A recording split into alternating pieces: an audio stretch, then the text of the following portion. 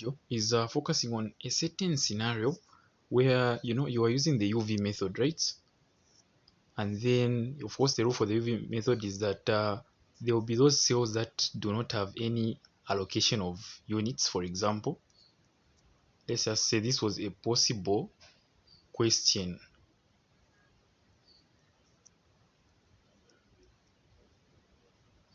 Okay, so there can be those various costs there and that. Then maybe you've been allocated certain boxes with units that, and maybe you can have a 40 there.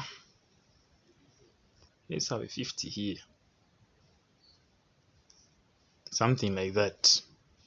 So this video is just focusing on after you had obviously identified these, maybe C11 is like cell 1 row 1 column 1, so that means then this other cell which is unallocated was C1 row 1 column 3. The other unallocated cell was column 2, sorry, row 2 column 3, and lastly there's that last cell at the far end which is row 3 column 3. And then you find that of these three, this is just a rough example by the way, it's just a scenario where maybe you get -1 as the answer there, maybe there -1 again, just any scenario, maybe -3 here, and then the last cell, okay, maybe let's do this. For example, this one maybe gives you +4, then this one gives you -3. What would you do under the UV method? Well, the rule for the UV method is that after you have calculated those values, should I say the penalties of the, should I say the U plus V minus C values as highlighted in the previous video for UV, and you get something like this as your solution, do you think this would be optimal? Of course not, because the rule for UV is that all these figures should come out negative, then you have reached optimality. So if they are not, if one of them is not negative, you shift your focus to that one and try to adjust it. That's the rule. So you go to this cell having a value of, which give you a value of 4, meaning what cell is that? It's in row 2 column 2. I was just supposed to say row 2 column 2. Yeah, row 2 column 2 somewhere here. Sorry for that. This will be C22, and then it's here. I will have put my dot there on the screen in the cells. So row 2 column 2, that's the position I've put a dot. Then you try to make a loop. That's the first thing. Try to make a loop around that cell that produced a positive value. So that although it's crossing, I know the loop is crossing through certain figures, maybe you might not really trace the path, but just try to look closely. You'll be able to see the loop that I've just drawn. So of that loop, assign positive and negative signs in the cells in which it's making turning points. That's the rule. So there will be a plus there, and lastly there will be a minus in that cell. What next?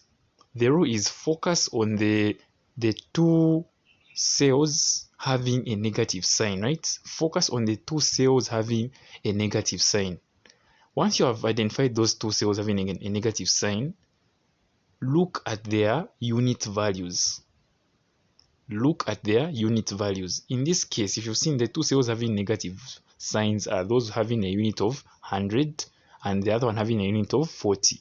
So of those two negative, the cells, of those two units in negative cell values, yeah, what you're going to do is that you'll pick the smallest unit among those having negative signs. You pick the smallest unit, which in this case is 40.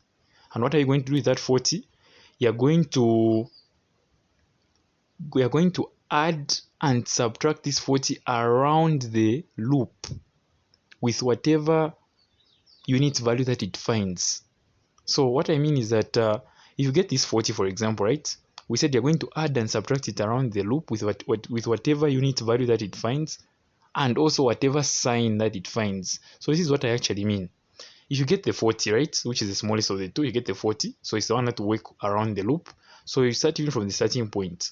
40 minus, there's a minus there, right? What unit sign is in here? There is 40. So 40 minus 40, 0. Next, this 40 is going around the loop, specifically targeting those cells that had signs. So if you got the next sign, there's a plus, right? Were there any units in that cell where there's a plus? No. There's that cell which is having a cost of 10. There were no units, right? So what happens is that if there are no units, the sign says add, so it will be like 40 plus 0, which is now 40. You come and allocate or come and rewrite the new matrix. Then the next side, there's a sign of, the next corner point has a sign of what? Negative. What unit value is there?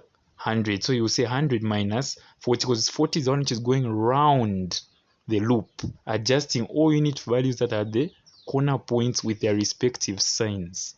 So you go there, of course 100 minus 40 is 60. That will be the value that will change. Next, the last cell here is 50, right? With a positive, of course, but the units are 50. So 40 is going around again. 50 plus, there's a plus sign, plus 40, 90. Then you just rewrite the matrix with these new changed unit allocations. That's the rule. So what I'll do is, let me just try to, should I say, erase some of these figures so that you see what I actually mean. So you just take note of all those changes. So it's like when you start rewriting these figures, you will know that, okay, yeah, so now let me rewrite. Remember the loop used these cells. So this was the original starting point of the loop. Here where there was a cell of 10, there was a plus that time. When we were using the 40 around, we said we found a plus here and there was nothing. So 40 plus 0, 40. Here where there is a cost of 7, there was units of 100, right? The sign was minus, so 100 minus that 40 that was going around. Your new units allocation are now 60. Next, you go to the cost of 4. There was 50 units. The sign that we put here around the loop was plus. So 50 plus that 40 which was going around is 90.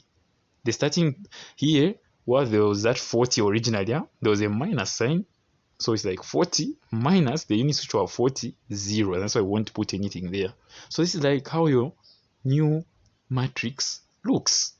And then you repeat the same process of picking out, of course, the unallocated cells and testing if the value that will come out this time around will be all negatives.